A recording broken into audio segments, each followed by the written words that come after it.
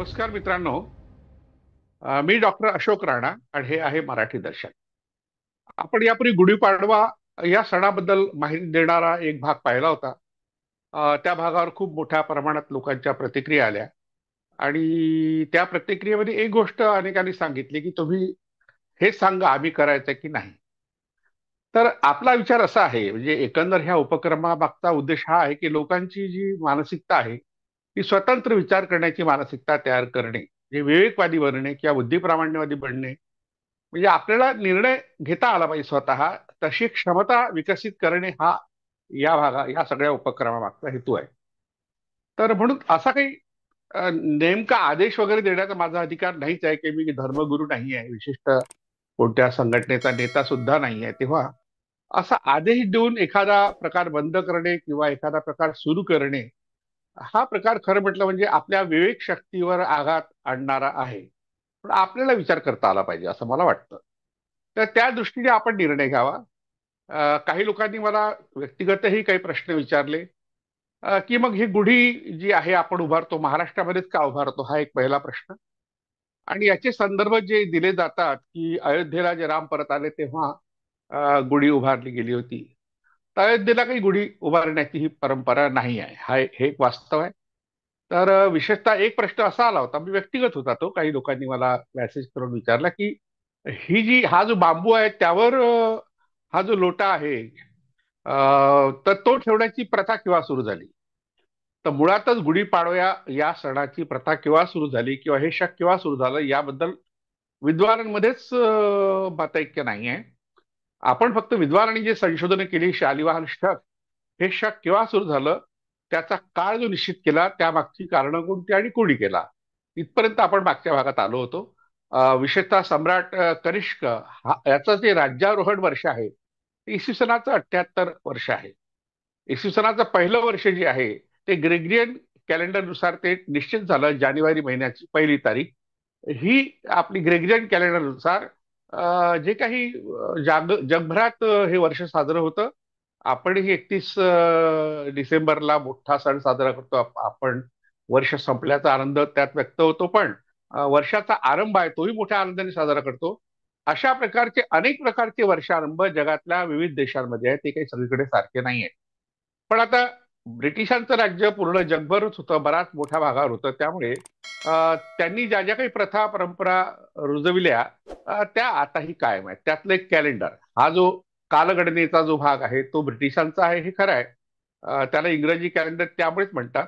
पण काही लोक चुकून ख्रिस्ती नववर्ष त्याला म्हणतात.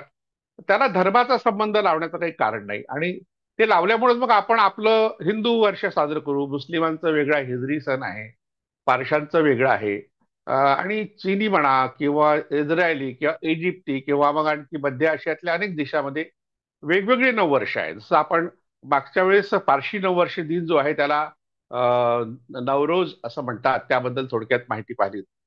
अशा तऱ्हेने प्रत्येकाचं कॅलेंडर वेगळं आहे. त्यामुळे प्रत्येकाला आपापले जे दिवस आहे कसे साजरे करायचे याचं स्वातंत्र्य आहे, ते आपण घेतलं पाहिजे. आता राहिला प्रश्न गुढीपाडवा ह्या सणाचा. तर हा जो सण आहे किंवा जे आपलं महाराष्ट्रीय पंचांग ज्याला म्हणतो, ते पंचांगच्या शालिवाहन शकापासून प्रारंभ होतो त्याचा. तर त्याचा पहिला दिवस हा वर्ष प्रतिपदा किंवा गुढीपाडवा या नावाने आहे. प्रतिपदा म्हणजे पुढचं पाऊल, पद म्हणजे पाऊल, प्रति म्हणजे नंतरचं, म्हणजे अमावस्येनंतरचं पहिलं पाऊल प्रतिपदा. ही प्रतिपदा दर महिन्याला असते, दर महिन्याच्या 30 तारखेनंतर. कारण प्रतिपदेपासून तर अमावस्येपर्यंतचा जो काळ आहे, या काळाचे दोन भागात विभाजन झालंय. एक तर पौर्णिमेपर्यंतचा जो काळ आहे त्याला 1 ते 15 असं मोजतात, त्याला पक्ष म्हणतात. पक्ष म्हणजे पंख, हिंदीमध्ये पखवाडा शब्द आहे.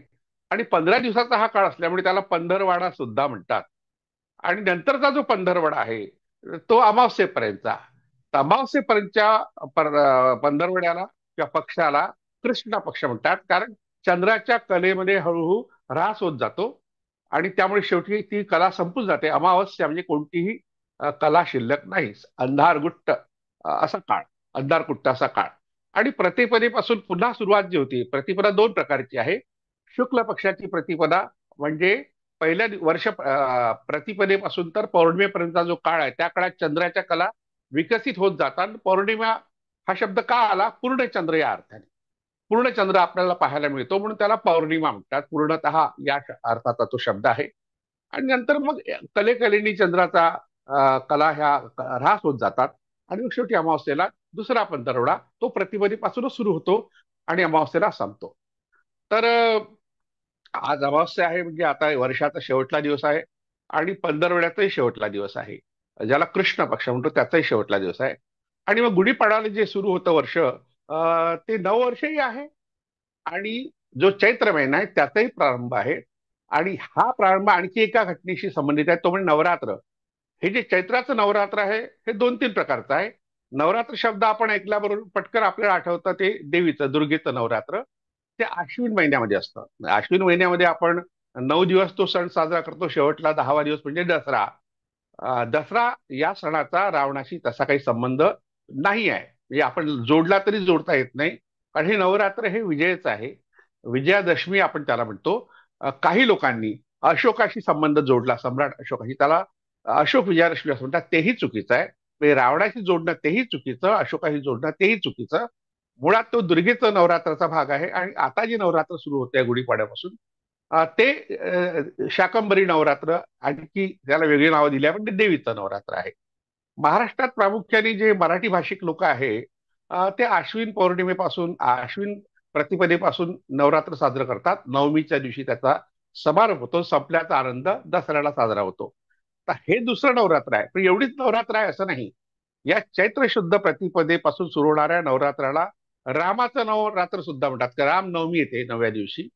आणि काही ठिकाणी खंडोबाचं नवरात्र आहे. अनेक दैवतांची सुद्धा नवरात्र वेगवेगळी आहेत. त्याला नवरात्र जरी म्हटलं जात असलं तरी प्रत्येक नवरात्र हे 9 दिवसाचं असेल असंच नाही. पण अश्विनी महिन्यातलं नवरात्र इतकं लोकप्रिय झालं की नवरात्र हा शब्द सगळे वापरतात. काही ठिकाणी ते 4 दिवसाचं असतं, काही ठिकाणी 5 दिवसाचं असतं, काही ठिकाणी 6 दिवसाचं किंवा 7 दिवसाचं. पण नवरात्र शब्द लोकप्रिय झाला. आणि त्या नवरात्राशी संबंधित ज्या काही गोष्टी आहेत त्या आपण जेव्हा नवरात्रावर चर्चा करू तेव्हा त्याची माहिती पाहू. कारण जगभरात अशा प्रकारचे नवरात्र आहे. ते भारतातच आहे असं नाही. तर आता जो गुढीपाडवा जो आहे त्याच्याबद्दल जे जे प्रश्न लोकांच्या मनात आले, एक पहिला प्रश्न की याला शालिवाहन शक म्हणायचं का? आपण मागच्या भागात चर्चा केली होती की शालिवाहनाचा या शकाशी काही संबंध नाही. आणि इसवी सनाचं जे 78वं वर्ष आहे ते काही लोकांनी सम्राट कनिष्काचं राज्यारोहण वर्ष मानलं. तर काही लोकांनी शालिवाहनाशी संबंध जोडला गेला. शालिवाहनांनी शकावर मिळवलेला विजय या अर्थाचा तो शब्द आहे असं एक तर्क केलाय. पण त्यालाही ऐतिहासिक पुरावा नाही. पण 78 वर्ष नक्की असल्यामुळे इसवी सन आणि आपलं जे महाराष्ट्रीय पंचांग आहे, जे सौर आणि चांद्र पंचांगाचा मेळ घालून तयार केलेलं, तर त्यामध्ये 78 वर्षाचा फरक आहे.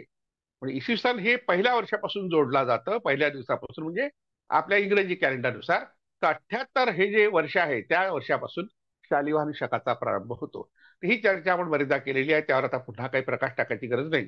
फक्त काही प्रश्न आले होते मला व्यक्तिगत, काही लोकांनी प्रश्न विचारले, काही लोकांनी आपल्या मराठी दर्शनवरही काही प्रश्न विचारले. त्यात काही लोकांनी आक्षेप सुद्धा घेतल्या. त्या सगळ्या आक्षेपाची उत्तरं द्यायची गरज नाही आहे, कारण अज्ञानापोटी ते आक्षेप आलेले आहेत. आणि दुसरी गोष्ट, काय करावं आणि काय करू नये हा निर्णय आपण घेतला पाहिजे. कोणीतरी सांगणार आहे, आपण ऐकणारे आहोत. ही भावना गुलामीचं प्रतीक आहे, स्वातंत्र्याचं प्रतीक नाही.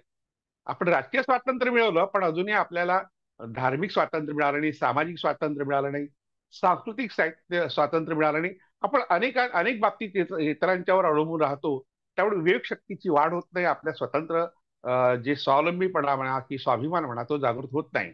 आणि विशेषतः आत्म जे आहे आत्मसंतुलन किंवा आपल्यामध्ये जे स्वाभिमान पाहिजे तो निर्माण होत नाही, हे एवढं सांगायचं आहे. आता एका आणखी वेगळ्या गुढीपाडव्याची चर्चा आपण करतो आहोत. अमरावती जिल्ह्यातल्या चांदूर रेल्वे तालुक्यामध्ये सावंगा विठोबा नावाचं गाव आहे. त्या गावामध्ये या गुढीपाडव्याला वेगळा उत्सव होतो. त्या उत्सवाचा संबंध कसा आहे, त्याचं स्वरूप कसं आहे, यावर थोडक्यात चर्चा करूया. अमरावती शहरापासून साधारणतः 20 किलोमीटर अंतरावर चांदूर रेल्वे या मार्गावर हे गाव आहे. त्याला आता सावंगा विठोबा म्हणतात. पूर्वी त्याचं नाव भूताचा सावंगा असं होतं, कारण त्या ठिकाणी ज्यांच्या अंगात भूता आली आहे असं मानलं जातं त्या लोकांना तिथे बांधलं जायचं साखळदंडानी. आणि मग आरत्याच्या वेळेस ते भूत नाचायचे. अशा प्रकारची प्रथा महानुभाव संप्रदायातल्या अनेक मठांमध्ये अजूनही आहे. जे कोल्हापूर जिल्ह्यातलं नरसोबाची वाडी किंवा त्याला आता नृसिंहवाडी म्हणतात. नरसोबा हे स्वतंत्र दैवत आहे. त्याचं मुळातलं नाव नाग नरसोबा आहे. आणि नाग नरसोबा जो आहे ते नाग कुलचिन्ह ज्यांचं आहे अशा लोकांचं ते दैवत आहे. 5-7-8 वर्षापूर्वी मी आताच्या धाराशिव म्हणजे पूर्वीच्या उस्मानाबाद जिल्ह्यातल्या लोहारा या गावी गेलो होतो. नेताजी गोरे त्या ठिकाणी राहतात. तर मी त्यांच्याशी चर्चा केली नाग नरसोबाबद्दल. तर त्यांनी मग तिथे त्यांच्या गावात एक नाग नरसोबाचं मंदिर होतं. ते मला दाखवलं आणि त्या ठिकाणी शिवलिंग आहे. पण त्या शिवलिंगावर नागाची मूर्ती ठेवतात. मूर्ती आहे, ती मूर्ती रूप आहे, नागही त्यावर फणाई आहे आणि त्याला नाग नरसोबा म्हणतात. पण त्याच्या प्रवेशद्वारावर नरसिंहाचं शिल्प त्यांनी ठेवलं आहे. म्हणजे नरसिंह हे दैवत वेगळं आहे आणि नाग नरसोबा टोटली वेगळा आहे, पूर्णतः वेगळा आहे. तर अशा तऱ्हेने खूप घोळ आपल्या लोकांनी केलाय. ज्यांचा सांस्कृतिक इतिहासाचा अभ्यास नाही आहे त्या लोकांनी चुकीची माहिती पसरवली. आजही तो प्रकार चालू आहे आणि गुढीपाडव्याच्या निमित्तानं जी माहिती प्रसार माध्यमातून येईल, आता यापुढे आपल्या पुढे येईल, ती सुद्धा अशाच तऱ्हेने आपल्या संभ्रमात भर टाकणारी आहे. तर सावंगा विठोबा हे गाव आहे.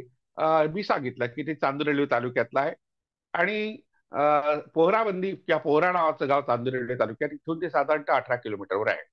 म्हणजे खूप काही दूर नाही. म्हणजे कुठूनही यायचं असेल कोणाला तर रेल्वे स्टेशन पासून हे 20 किलोमीटर आहे. बस स्टँड पासून साधारणतः 20-22 किलोमीटर आहे. तर किंवा 18-19 वर्ष किलोमीटर आहे, फार दूर नाही. तर या ठिकाणी एक दैवत आहे. त्या दैवताचं नाव आहे कृष्णाजी अवधूत महाराज.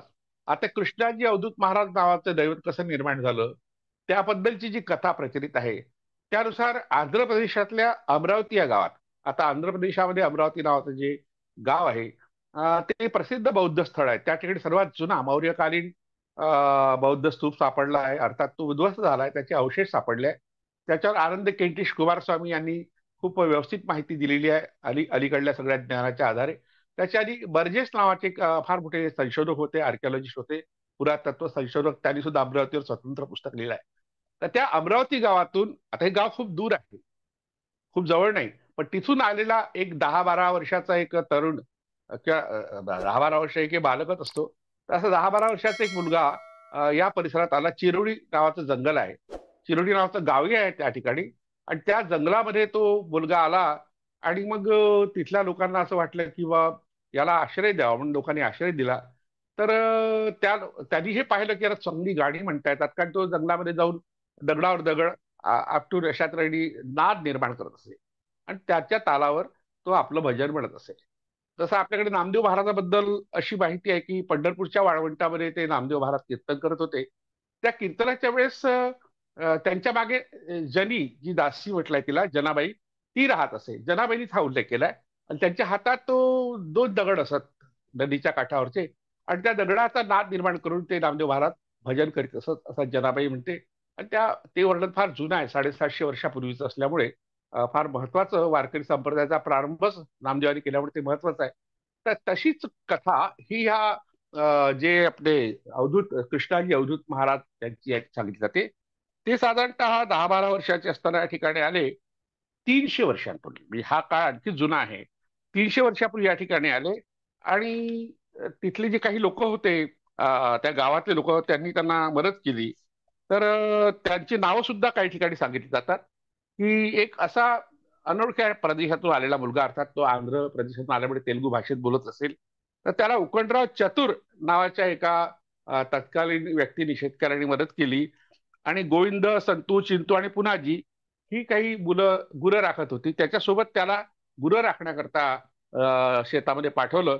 तर जेव्हा तो जंगलामध्ये अशा तऱ्हेने गुरं राखत होता, त्याच वेळेस तो झाडाखाली बसून गाणी म्हणत, मधुर आवाजात भजन म्हणत होता.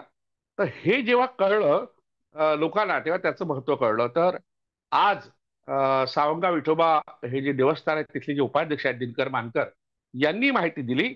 आणि हे जे अवधूत महाराज होते, हे अवधूत संप्रदाय संबंधित होते की नाही नेमकं सांगता येत नाही. पण अवधूत संप्रदाय हा नाथ संप्रदायातून विकसित झालेला संप्रदाय आहे.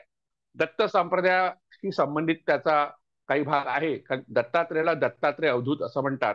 तर हा जो संप्रदाय आहे, अतिशय प्राचीन अशी भारतातली संस्कृती, हिंदू संस्कृती, त्या संस्कृतीमध्ये जे श्रमण बैराग्यांची संस्कृती होती, तिला म्हणते श्रमण बैराग्यांची संस्कृती.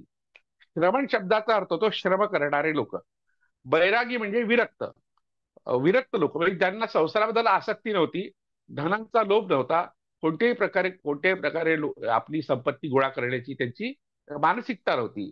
अपरिग्रह असा जो एक गुण सांगितला योगशास्त्रामध्ये तो त्यांच्यात होता. बौद्ध साहित्यामध्ये त्या लोकांसाठी समन हा शब्द वापरला आहे. पाली भाषेतला हा शब्द आहे आणि समन शब्दाचा अर्थ होतो समतावादी. म्हणजे संस्कृत मधल्या श्रमणचा अर्थ होतो कष्ट करणारे. श्रम म्हणजे कष्ट.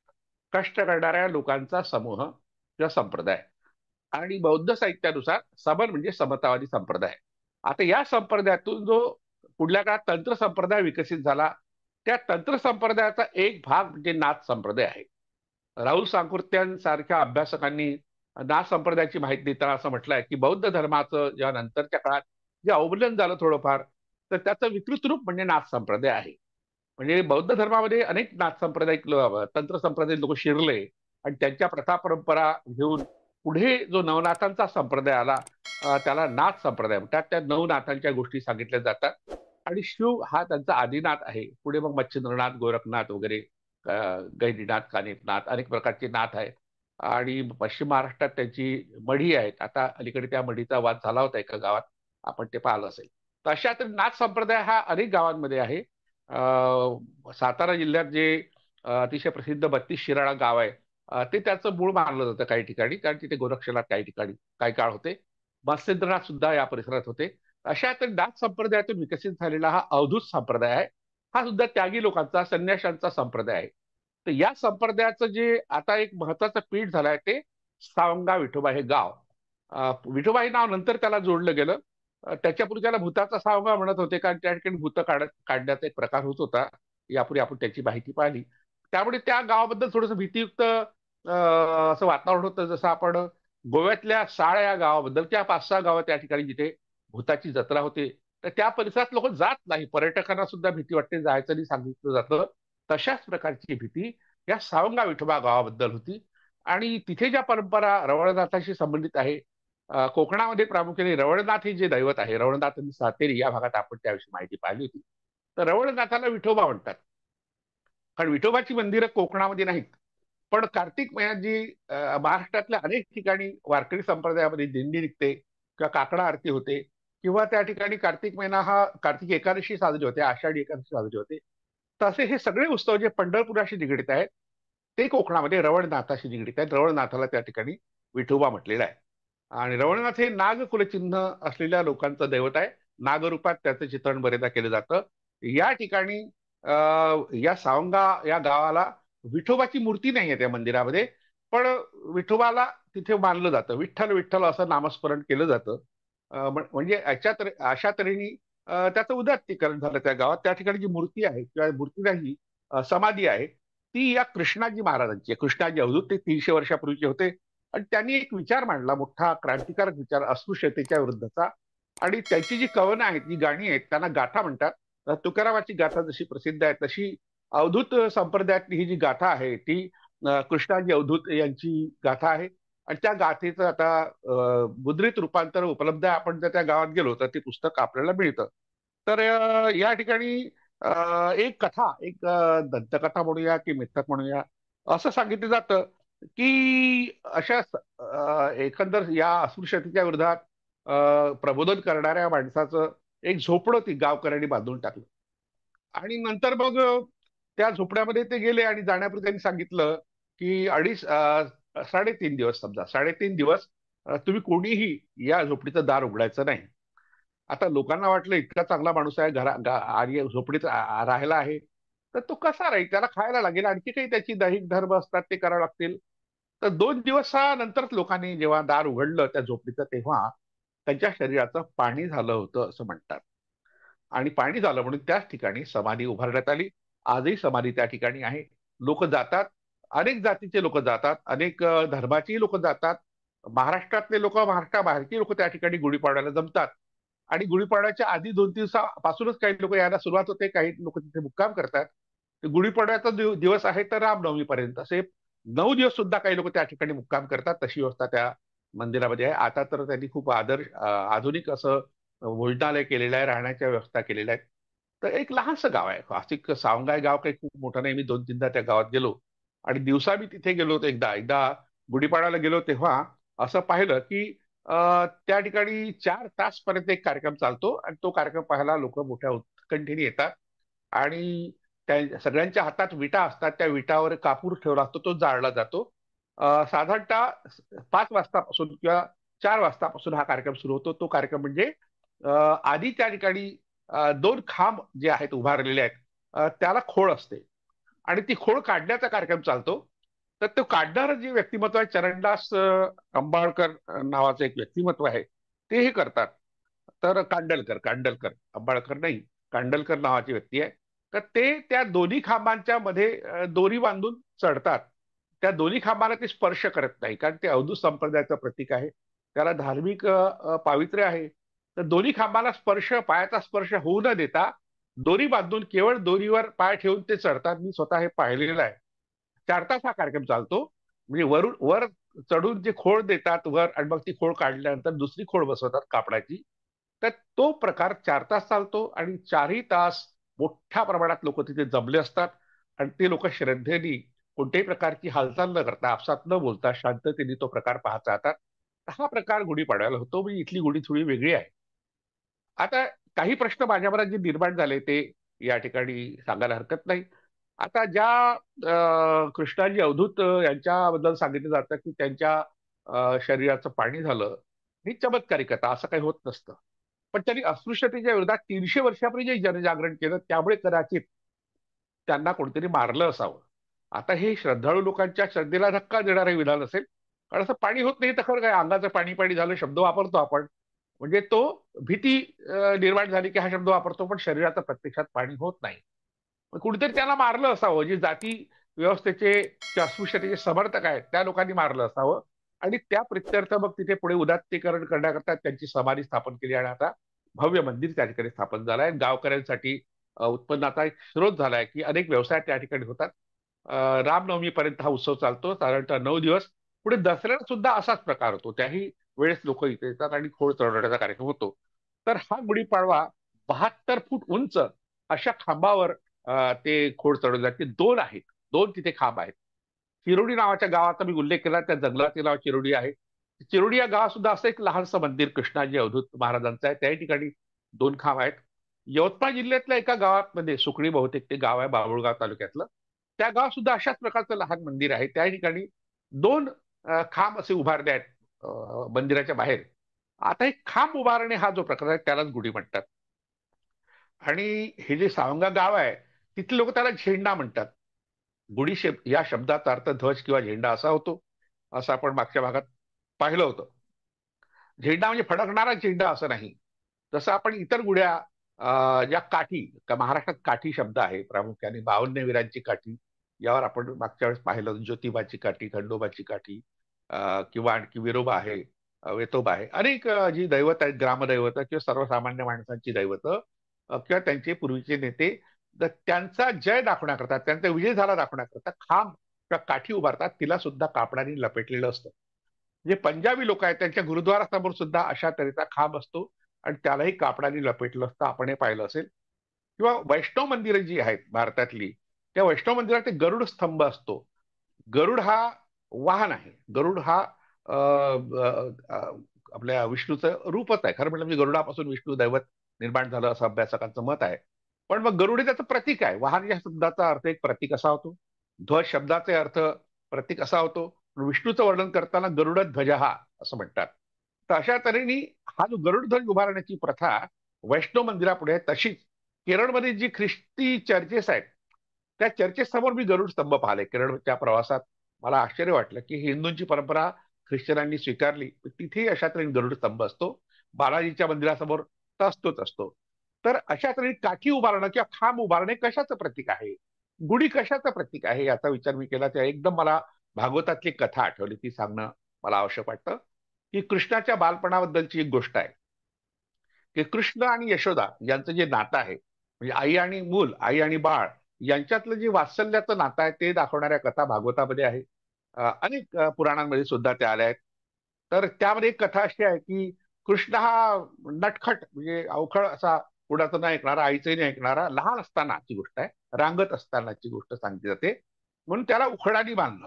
उखळ जे असतं धान्य काढण्याकरता, त्या उखळाला बांधलं, दोरीने बांधलं.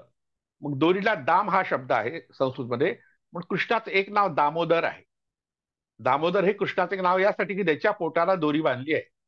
मग तिथून मग तो कृष्ण रांगत रांगत गेला आणि नंदाच्या घरासमोर दोन खांब उभे होते आणि त्या खांबाला तो अडकला.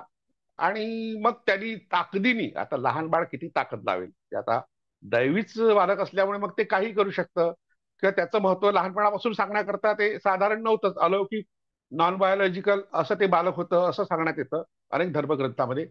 तर त्यामुळे त्यांनी ताकदीने ते उखळ ओढलं आणि दोन्ही खांब उन्मळून पडले.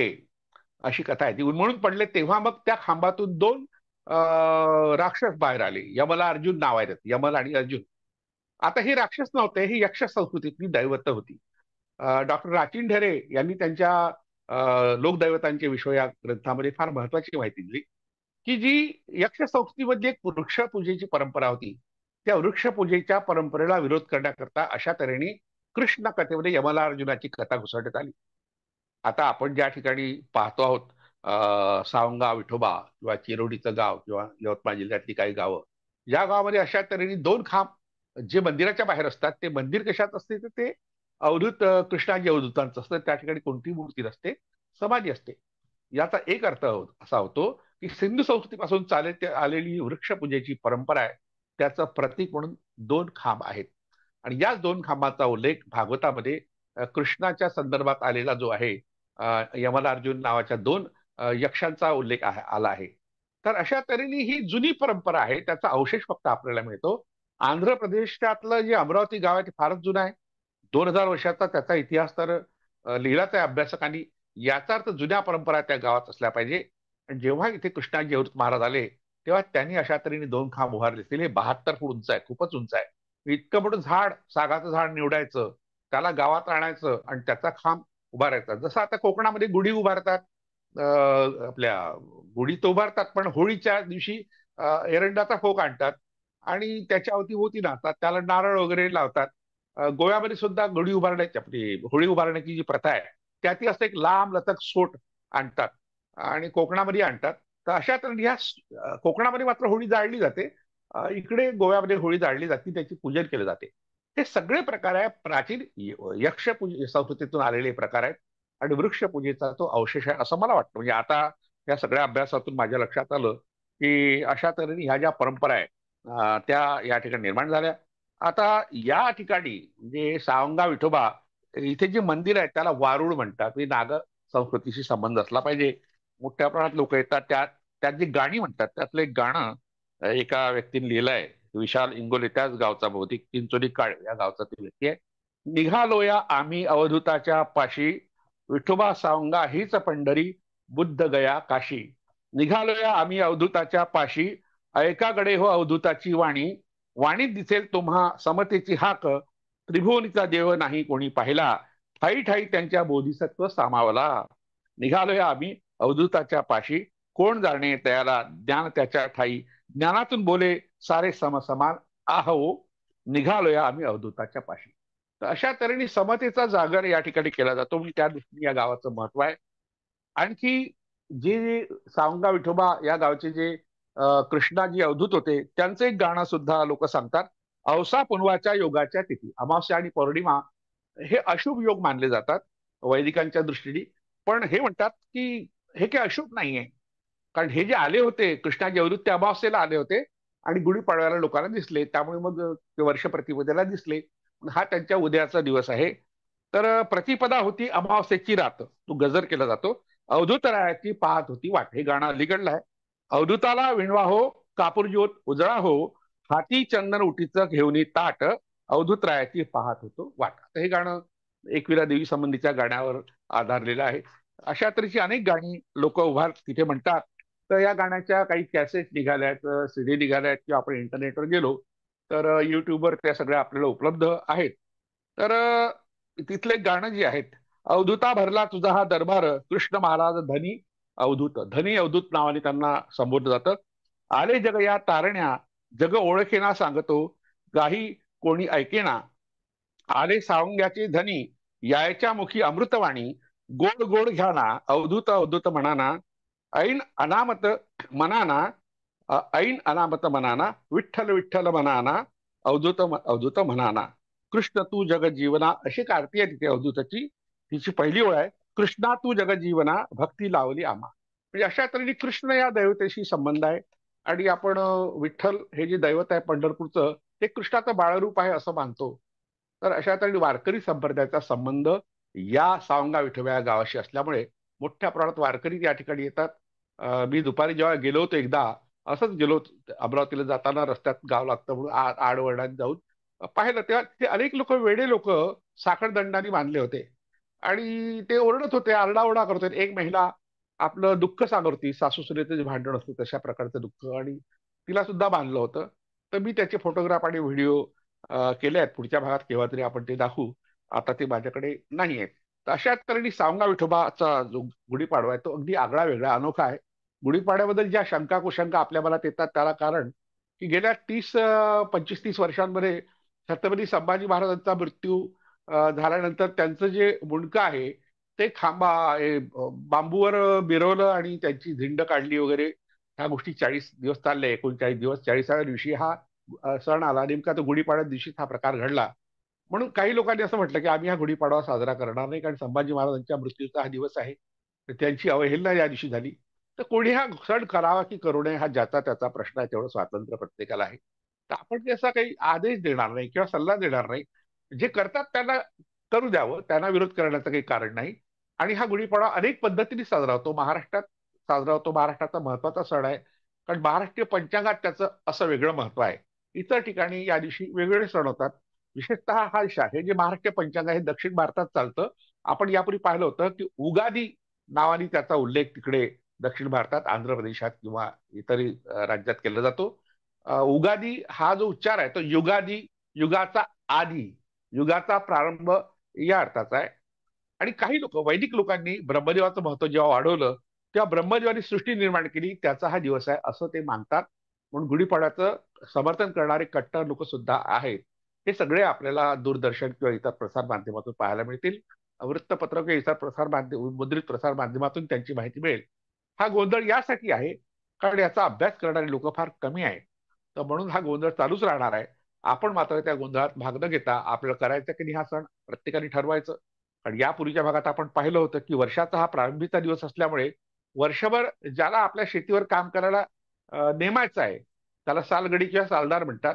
त्या सालदाराला जो करार करायचा आहे तो तोंडीच असेल, तो करार या दिवशी होतो. त्याला घरी बोलवतात, गोडधोड खाऊ घालतात, चांगली नवीन कपडे देतात. अशा तरी शेतकऱ्यांच्या दृष्टीने हा आनंदाचा दिवस आहे. तर त्याला संभाजी महाराजांच्या मृत्यूचं गालबोट लागलेलं आहे, खरं आहे. आता आपल्या घरात एखादी व्यक्ती मरण पावली समजा एखाद्या सणाच्या दिवशी, तर काही दिवस आपण तो सण साजरा करत नाही. पण कायमचा तो सण वगळत नाही. दिवाळीच्या दिवशी किंवा इतरही दसऱ्याच्या दिवशी काही लोक मृत्यू पावले आपल्या कुटुंबातले, तर आपण 1 वर्ष, 2 वर्ष, 3 वर्ष नाही करत. आता संभाजी महाराजांना जाऊन 350 वर्ष झाली आहेत. तर 1689 ची गोष्ट आहे. तर त्यामुळे आपण किती दिवस हे सणवार नाही करायचे. संभाजी महाराजांची स्मृती म्हणून हरकत नाही स्मृतिदिन साजरा करायला. पण गुढीपाडव्याला विरोध करायचा काही मला कारण संयुक्तिक वाटत नाही. म्हणून एवढ्यासाठी माहिती दिली. सावंगा विठोबा या गावाची गुढी थोडी वेगळी आहे आणि त्याचा संबंध सिंधू संस्कृतीतल्या केलमणे संस्कृतीशी आहे.